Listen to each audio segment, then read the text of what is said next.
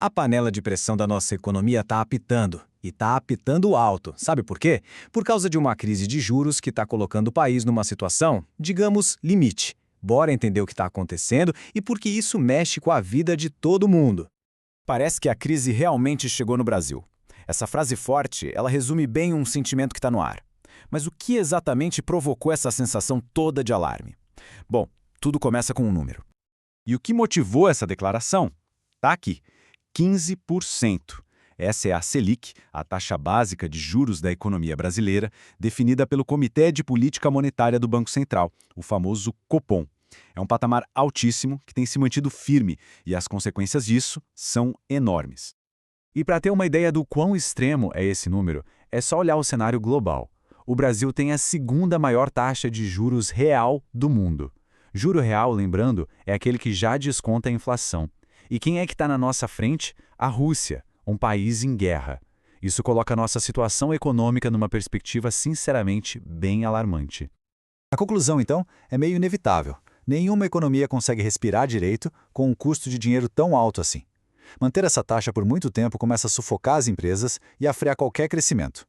Mas então, por que ela continua tão alta? Essa é a pergunta de 1 milhão. Por que o Brasil precisa manter um juro tão punitivo? A resposta está em duas grandes frentes de batalha que a nossa economia está enfrentando agora.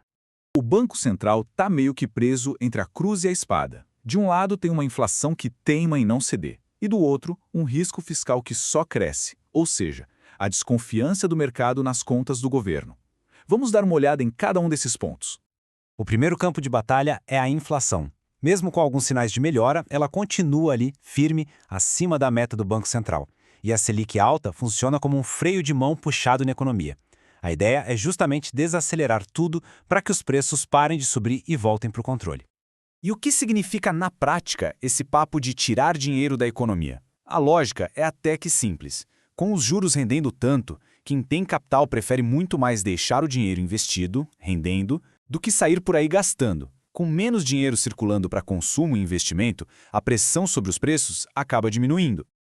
A outra ponta do problema é o tal do risco fiscal. Basicamente, o governo continua gastando mais do que arrecada. Pensa assim, é como emprestar dinheiro para alguém que já está com a conta no vermelho. Para compensar o risco de não receber de volta, a gente cobra um juro maior, certo? É exatamente isso que o mercado faz com o Brasil.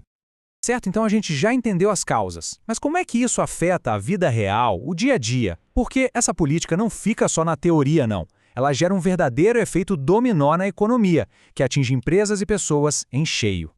A primeira pecinha do dominó a cair é o crédito. Pegar um empréstimo para investir, comprar uma casa, ou simplesmente para manter uma empresa funcionando se torna muito, mas muito mais caro. E quando o crédito, que é tipo o oxigênio da economia, fica escasso e caro.